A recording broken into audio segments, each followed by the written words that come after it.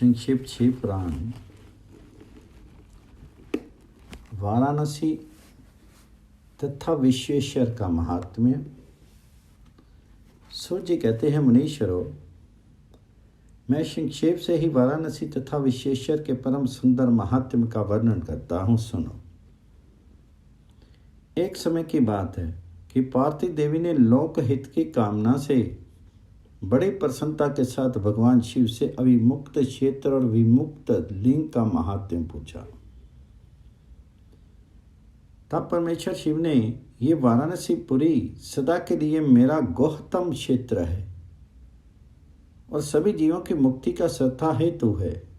इस क्षेत्र में सिद्धगण सदा मेरा व्रत का आश्रय लेकर के नाना प्रकार के वेश धारण किए मेरे लोक को पाने की इच्छा रख करके जित आत्मा और जितेंद्रिय होकर के नित्य महायोग का अभ्यास करते हैं। उस उत्तम महायोग का नाम है पाशुपति योग। उसका श्रीत्यो द्वारा प्रतिपादन हुआ है।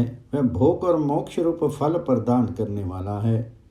महेश्वरी, वाराणसीपुरी में निवास करना मुझे सदा ही अच्छा लगता है, जिस कारण से मैं सब कुछ छोड़ करके काशी में रहता हूँ, उसे बताता हूँ, सुनो।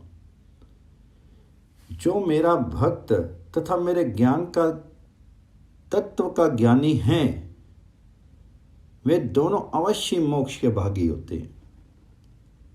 उनके लिए तीर्थ की अपेक्षा नहीं है।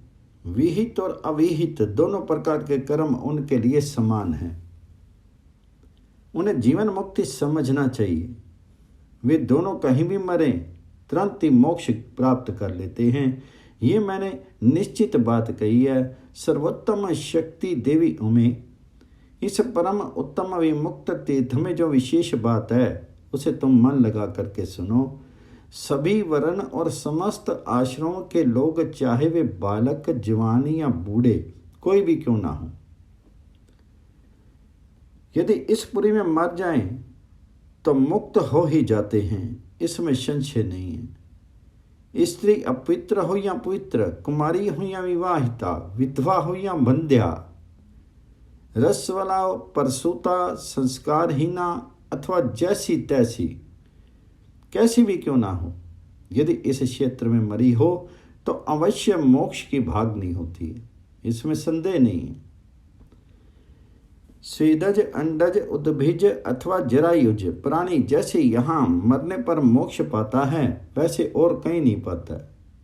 देवी, यहाँ मरने वाले के लिए न ज्ञान की अपेक्षा है, न भक्ति की, न कर्म की आवश्यकता है, न दान की, न कभी संस्कृति की अपेक्षा है, न धर्म की ही। यहाँ नाम, कीर्तन, पूजन तथा उत्तम जाति की भी अपेक्षा नहीं होती। जो मनुष्य मेरे इस मोक्षदायक क्षेत्र में निवास करता है, वे चाहे जैसे मरे, उसके लिए मोक्ष की प्राप्ति सुनिश्चित है।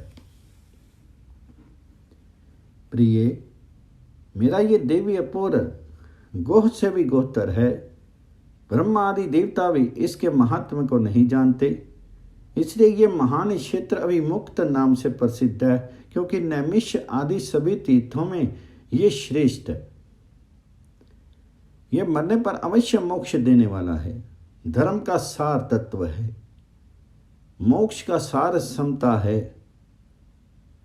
तथा समस्त क्षेत्रों एवं तीर्थों का सार ये अविमुक्त तीर्थ काशी है, ऐसा विद्वानों की मान्यता है।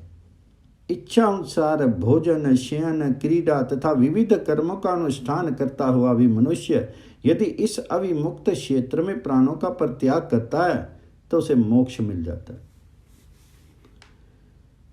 जिसका चित्त विषयों में आसक्त है तथा जिसने धर्म की रुचि त्याग दी है, वह भी यदि इस क्षेत्र में मृत्यु को प्राप्त होता है तो पुनः संसार बंधन में नहीं पड़ता है।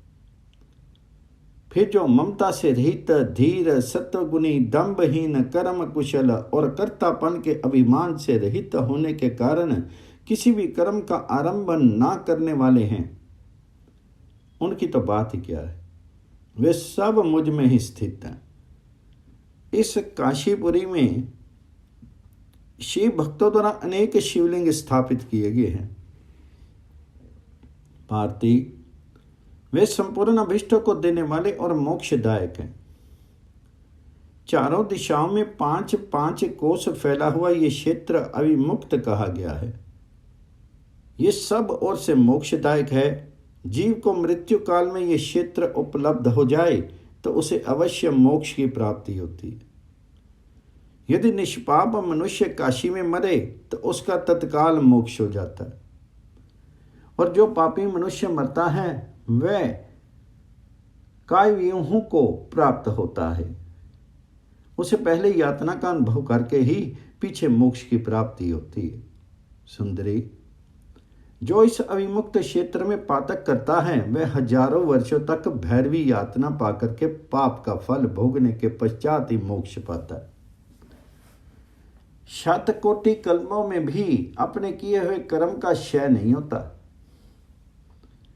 जीव को अपने द्वारा किए गए शुभ शुभ कर्म का फल अवश्य भोगना पड़ता है।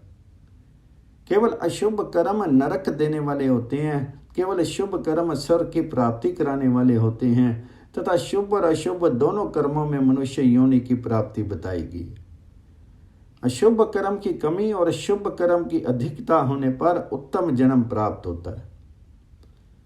शुभ कर्म की कमी और अशुभ कर्म की अधिकता होने पर यहाँ अधम जन्म की प्राप्ति होती है। भारती, जब शुभ और अशुभ दोनों ही कर्मों का क्षय हो जाता है तभी जीव को सच्चा मोक्ष प्राप्त होता है। यदि किसी ने पूर्व जन्म में आदर पूर्वक काशी का दर्शन किया है तभी उसे इस जन्म में काशी में पहुंच करके मृत्यु की प्राप्ति होती है। जो मनुष्य काशी जाकर के गंगा में स्नान करता है उसके क्रियामान और संचित कर्म का नाश हो जाता है, परंतु प्रारब्ध कर्म भोगे बिना नष्ट नहीं होते हैं। ये निश्चित बात है, जिसकी काशी में मुक्ति हो जाती है उसके प्रारब्ध कर्म का भी क्षय हो जाता है। प्रिय, जिसने एक ब्राह्मण को भी काशी वास करवाया है वह स्वयं भी काशी वास का अवसर पा करके मोक्ष लाभ करता है। सो जी मुनिवरों, इस तरह काशी का तथा विश्वेश्वर लिंग का प्रचुर महात्म्य बताया गया है, जो सत्पुरुषों को भोग और मोक्ष प्रदान करने वाला है। इसके बाद मैं त्र्यंबक नामक ज्योतिर्लिंग का महात्म्य बताऊंगा, जिसे सुनकर के मनुष्य क्षण भर में ही समस्त पापों से मुक्त हो जाता है। अध्याय 23 पूर्ण।